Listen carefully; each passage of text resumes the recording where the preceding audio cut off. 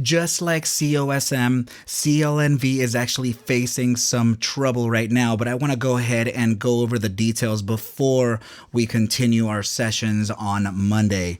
What is up, you guys? Thank you so much for stopping by once again on this happy Friday. This is ARCa coming at you with the CLNV technicals and raw price action thread of analysis. Before we get started, please make sure to subscribe to the channel, like the video, and share the video with a friend so that you and them could consider joining our trading community in Discord called ARCa Bulls. With that said, let's dive right into the charts.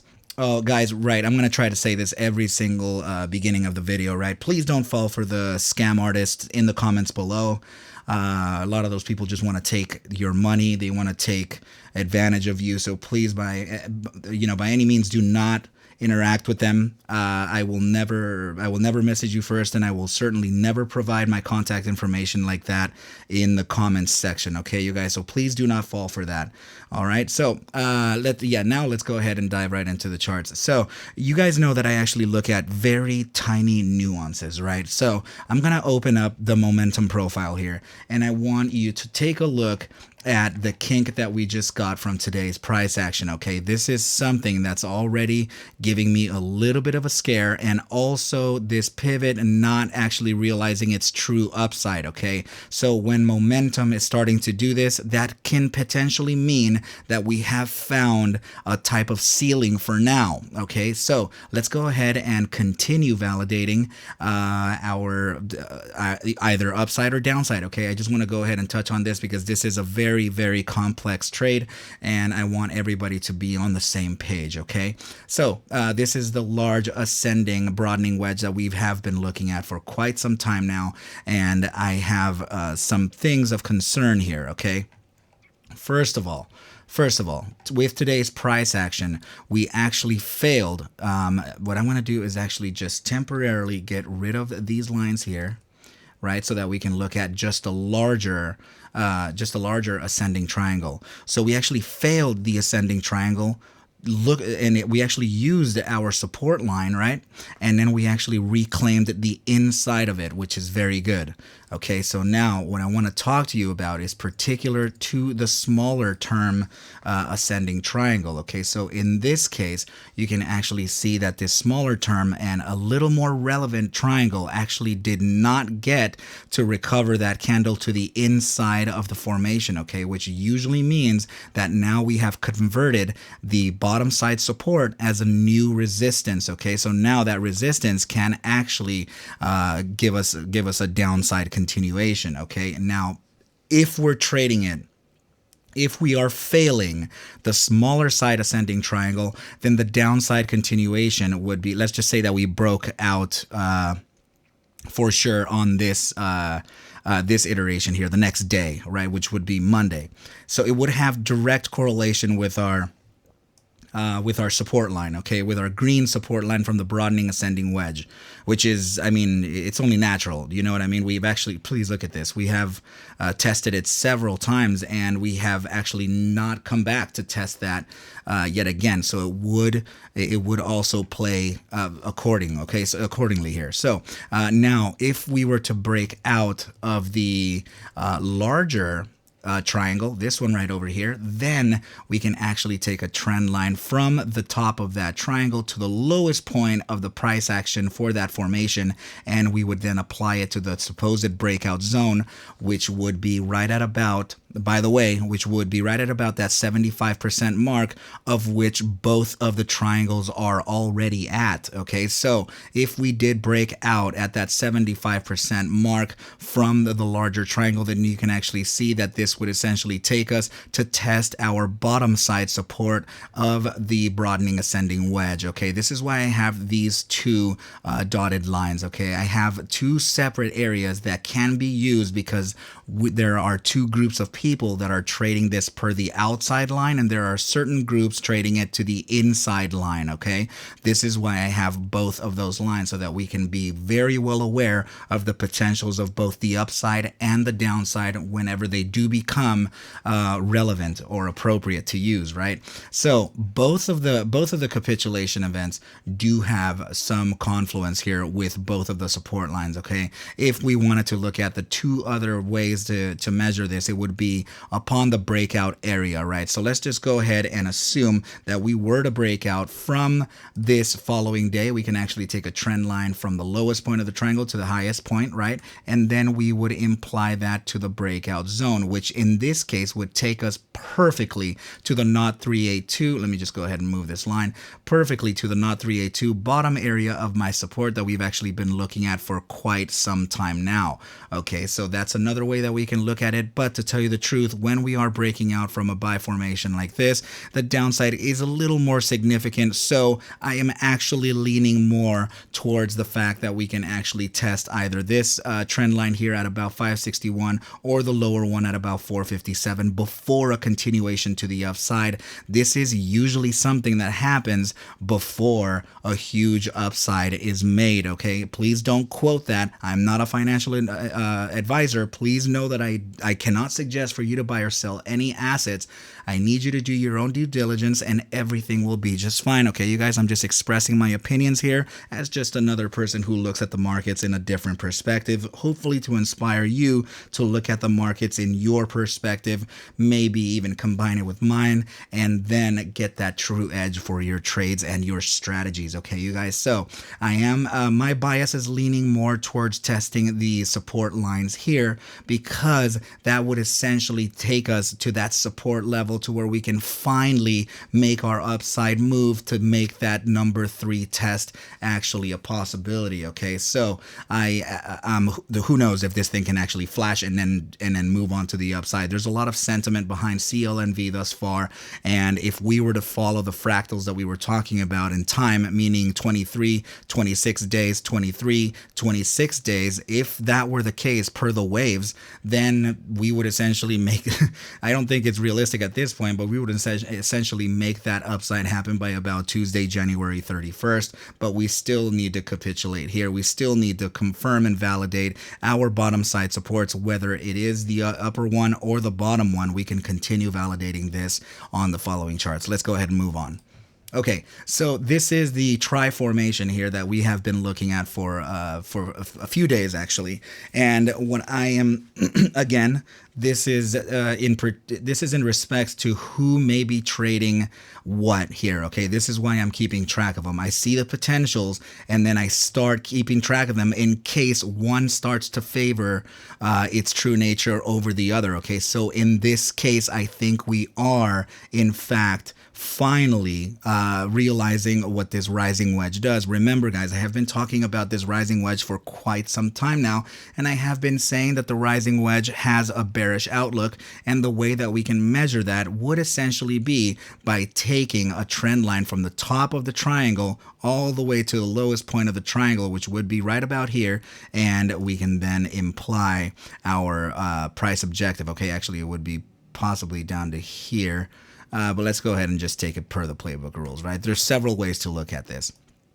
If we were to break out from this triangle on the following day's iteration, it would actually take us to our very, very bottom support here. And please notice that the support is not only confluent with this area of support of 339 that I'm looking at, but it is also the support line of our descending channel that we have broken out of. Okay, so this is a very long-standing support, reversal trend. Okay, so this is a powerful move that it would actually be loading up for. Okay, so this is from, let's see, May 4th, 2020. We have followed the golden rule of 3 very nicely with this, and we have broken out on that test number 4. We definitely came back and tested that newly converted resistance into support, but it looks like sentiment may actually want to come back and just make sure that that is in fact the case before we can actually make a true continuation to our upside trajectories. Okay, this case, you can actually see that we would test that newly converted resistance into support very nicely yet again before a massive bounce to the upside. I would expect something very serious to happen down here, and in fact, I think that we could actually flash our our volatility versus momentum. What I mean by this is that this can essentially either capitulate into the critical volatility zone of contraction, or this can actually rocket ship into the volatility zone of expansion. Okay, but remember that it is direction neutral. Okay, only because this is going down doesn't mean that the price is going down. It only means that volatility starts to favor either contraction or expansion, of which both signal a massive move to come down or up. We would have to then validate with a type of momentum strategy. In this case, stochastic momentum. Okay, so in this case, yeah, we start to see this weakness, right? If it does capitulate to that 3, 4, 5 cent level, then this would essentially pull back like this, right here, and then make that massive move to the upside. Okay, so this is a natural ebb and flow of the markets. Of course, we don't want to hear this. Of course, we don't want the price action to go down, but what we need to do is prepare for the possibilities for it. Okay, you guys, so if there is room for us to be able to take some profits from where we are, maybe we can do that. Maybe we can consider it. Maybe we can gain a better entry over here. Okay, you guys, so let's continue on with the analysis and see what we have. Okay, the cup and handle is not relevant at this point, although that there are several targets here that are rhyming with us. Okay, please notice here that this is the 5 cent target, this is the 4 cent target, and the 3 cent target, all of them in line with what we've been talking about. Okay, so now let's move on to the RSI, which is essentially the most important part of this analysis here, and we can see that the immediate short-term time frame, starting from the 30-minute, actually, 5-minute actually does have that upside too. Okay, so 30-minute does have a limited upside here. Okay, you guys, so that means that we are presented an opportunity to be able to remove risk off the table and or liquidate the positions in case we do want to make a better entry. Do not use this as financial advice. Okay, again, please guys, make your own decisions here. I'm just here to provide the what we're looking at. Okay, so which means that the upside may actually have us go right up to about let's see, about 784, almost 8 cents before a continuation to the way down, if it is that it can get apologies, excuse me. If it is that it can actually get that high. Okay, you guys, so there is the potential to where we can do that. Let's just take a look at the 12-hour and see what that okay, so 7 cents. Yes, we could potentially make that upside move. I would give you between about 760 and about 783 before that pullback actually does happen. Okay, you guys, another thing to keep in mind here is the simple fact that by moving up to this area, we would in a sense reclaim the inside of both of the bullish formations. Okay, so in this case, this can work. I'm giving you only what the charts are saying, okay, because I can't actually suggest for momentum. What if a positive catalyst comes out on Monday or Tuesday? Okay, so then this would actually for real realize its upside, invalidating the downside and creating a huge bear trap. Okay, you guys, because all of the indicators, momentum, everything is suggesting the potential of a downside incoming soon.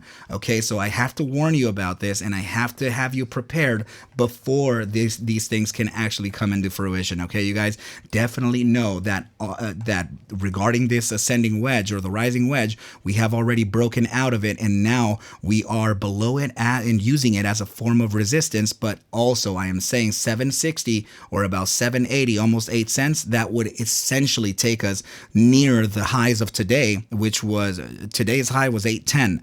Okay, so that would take us and reclaim the inside of both the short-term pennant and the rising wedge as well. Okay, you guys, so very interesting and very sneaky stuff happening here with CLNV. Definitely be sharp. Okay, now let's go ahead and look at that buy hourly. Buy hourly is still suggesting a downside continuation. I would honestly start to look at this as a weakness here from the bears, because this is not so significantly pivoted towards the downside. Okay, definitely bearish that we have the 14-day moving average above us. Okay, you guys, please notice that the 6-hour time frame is also making a bearish cross below that 14-day simple moving average, represented by that pink line. The purple line is the RSI signal, just for your reference. Okay, and we are we are absolutely in the gravitational zone of the bull weakness percentile, which means we are likely to be grabbed and pulled into the following zone, being the bear weakness. Okay, now the daily is now making a fresh cross below that 14-day simple moving average, suggesting a continuation to the way down. Okay, so the upper term time frames are bearish in a sense as well. Okay, you guys. So what I am saying here is that there is the potential to where, because these are not significantly pitched to the downside, and it is suggesting downside for about a session or two before an immediate upside, right, in an opportunity to make the decision of either removing risk or liquidate. Everything else is a little flat. Okay, so which means that there is a little anxiety being built here around the asset. And if there is some type of catalyst or some type of something that does pop out next week, who knows, right? If that does happen, then that would essentially create a massive bear trap, and then this thing can catapult to the upside and actually would keep the validation to the upside still relevant on that 3-day statistical back test for that huge upside move. Okay, you guys, so this is still suggesting upside, but I am giving you that warning shot right now that there is the potential of a downside coming in. Okay, you guys, so please remember that. Okay, go ahead and refer to the links below if you would like to trade alongside me or chart your charts alongside me when we cover these videos daily. Okay, you guys, the affiliate link for TradingView software is down below, and that would certainly help my trading future. Okay, you guys, but also Twitter is there, Discord is there. Make sure to get in touch with me if you are interested in acquiring any of those Crypstex, the ARC-Series indicators. Okay, you guys, those indicators are actually proving very consistent for me. Okay, I think we are in the process of creating some strategies and seminars for training for the new for the new subscribers for this as well. Okay, you guys. But with that said, I wish you well, a very good night and a great weekend, and I will catch you at the bell on Monday. Adios.